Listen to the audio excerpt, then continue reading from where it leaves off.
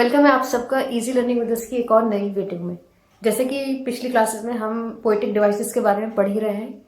आज जो figurative language और जिसकी पोएटिक डिवाइस की हम बात करेंगे वो है आपका आयरनी और हाइपरबोले। तो चलिए स्टार्ट करते हैं। अब आयरनी होती क्या है? अच्छा, मैं इसको समझाने से पहले बता दूं, आयरनी का यूज़ सबसे ज़्यादा एक तो आपके लिटरेचर में होता है और ये पोएम्स में भी काफ़ी पोइट्स ने इसका यूज़ किया है। ठीक है, तो आयरनी क्या होती है? जैसे कि मैंने यहाँ लिखा है, the use of words that mean the opposite of what you really think in order to be funny. इसका मतलब यह है कि उन शब्दों का इस्तेमाल करना, उन वर्ड्स का यूज करना जो कि बिल्कुल उसके उलट हो, उल्टे हो किसके जो हम सोचते हो। और किस मकसद से यूज होते हैं? ये सिर्फ एक ह्यूमर या फिर फन क्रिएट करने के लिए, रीडर के लिए या जो हमारे सामने है उस लिसनर के लिए। अब इसको कुछ एग्जाम्पल के थ्रू समझते हैं। पहले एग्जाम्पल जो मैंने लिखा है वो है, she is a great singer who sings like a crow. अब सेंटेंस पढ़ते ही सुनते ही आपको समझ आ रहा है कि इसमें हमने किसी की तारीफ भी करी लेकिन साथ में कमेंट कर दिया, यानी कि हम कह कुछ और रहे हैं और हमारा जो इनडायरेक्ट मीनिंग है वो कुछ और है।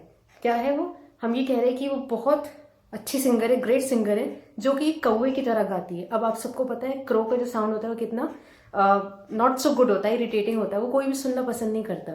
तो इस सेंटेंस में हमने उसको ग्रेट सिंगर भी कहा, लेकिन ठीक उसके बाद क्या कह दिया, जो कि कौवे की तरह गाती है। यानी कि हमने यहाँ पर आयरनी का यूज किया in order to be funny. हम सिर्फ फन क्रिएट करने के लिए यहाँ पर हमने ऐसे वर्ड्स का यूज करा जो कि बिल्कुल ओपोजिट है उसके जो कि हम सोचते हैं। ठीक है अब नेक्स्ट सेंटेंस देखिए, this is my brilliant son who failed in his exams. ठीक है, अब इसको तो सुनते ही पता लग गया कि ब्रिलियंट, आपको पता है एक सुपरलेटिव डिग्री की, जब बहुत अच्छा हम किसी की तारीफ करते हैं वहां पर ब्रिलियंट वर्ड का यूज करते हैं। ठीक है, ये इस सेंटेंस का एक हिस्सा हुआ। पर जैसे ही हम सेकेंड पार्ट पे आते हैं, who failed in his exams, कि जो अपने एग्जाम से फेल हो गया, तो हमें पता चल गया कि इस सेंटेंस में भी जो कहा जा रहा है उसका उल्टा है कि ये मेरा वो बेहतरीन बेटा है जो कि अपने एग्जाम से फेल हो गया। तो इनडायरेक्टली क्या किया जा रहा है, बेटे को उसका फन बनाया जा रहा है या फिर कुछ क्रिटिसाइज किया जा रहा है उसको। तो इसी तरह की सिचुएशंस में हम आयरनी का यूज करते हैं और ये आपका एक पोएटिक डिवाइस है। अब ये बात हुई आपकी आयरनी की। अब जो नेक्स्ट पोएटिक डिवाइस है या फिर क्रिएटिव लैंग्वेज आप जिसको बोल सकते हैं वो है हाइपरबोली। हाइपरबोली क्या होती है? ये हम क्यों यूज करते हैं? Exaggeration is use for emphasis effect. जब हमें किसी बात को बहुत ज़्यादा बढ़ा चढ़ाकर सामने वाले के सामने कहना होता है या प्रेजेंट करना होता है, तब हम हाइपरबोली का यूज़ करते हैं। या फिर हम ये कह सकते हैं कि इस पर्टिकुलर बात में सामने वाले ने हाइपरबोली का यूज़ किया है, मतलब अपनी बात में इफेक्ट लाने के लिए या फिर बहुत ज़्यादा एम्फेसिस डालने के लिए, जोर डालने के लिए। अब कुछ एग्जाम्पल्स देखते हैं इसके। First example is in this category, he was so hungry that he could eat a horse। ठीक है, तो अगर हम इस सेंटेंस के लिटरल मीनिंग पर जाए तो क्या मतलब है कि वो इतना भूखा था, उसे इतनी भूख लगी थी कि वो एक घोड़ा भी खा सकता था। अभी तो आपको पता है कि घोड़ा तो कोई भी नहीं खाता, लेकिन हम यहाँ पर उसकी हंगर की, उसकी भूख की इंटेंसिटी बता रहे हैं कि वो इतना, उसको उस वक्त भूख लगी थी कि वो घोड़ा भी खा लेता। तो यहाँ पर हमने अपनी बात को कहने के लिए बढ़ा चढ़ाकर एक एग्जाम्पल दे दिया कि वो घोड़ा भी खा सकता है, उसे इतनी भूख लगी थी। तो इस पर्टिकुलर सेंटेंस में जो पोएटिक डिवाइस यूज हुआ आपका वो है हाइपरबोली। हाइपरबोली क्या?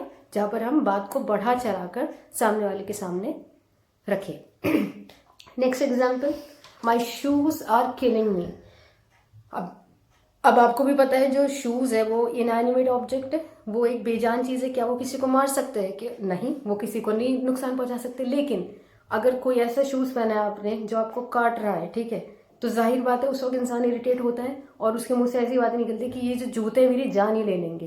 तो क्या मतलब है इसका? लिटरली अगर हम इसका मीनिंग देखे जाए, जूते जान नहीं ले रहे, लेकिन हमने बढ़ा चढ़ाकर ये बताया कि शूज जो है उस वक्त उसको इरिटेट कर रहे थे या परेशान कर रहे थे या कुछ चुभ रहा था।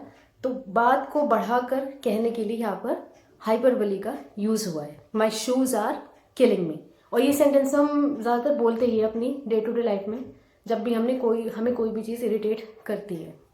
और लास्ट सेंटेंस इस कैटेगरी में, I am so tired that I can sleep for a year. इसका मतलब क्या है कि मैं इतना थका हुआ हूँ कि मैं 1 साल तक सो सकता हूँ। अब अगर एक नॉर्मल इंसान की बात की जाए तो 1 साल तक तो कोई भी नहीं सोता, हम तो 8 घंटे की नींद लेते। लेकिन अपनी थकान को सामने वाले को समझाने के लिए कि मैं किस हद तक थका हुआ हूँ या थकी हुई हूँ, तो हमने यहाँ पर हाइपरबोली का यूज़ किया कि मैं इतना थका हूँ कि मैं 1 साल तक सो सकता हूँ। तो इस सेंटेंस में भी हमने हाइपरबोली का यूज़ किया है। तो आई होप कि जो 2 पोएटिक डिवाइस आज मैंने आपको with definition and with example समझाया वो आपको समझ आए होंगे। वीडियो अच्छी लगी हो तो लाइक ज़रूर करें, जितना ज़्यादा हो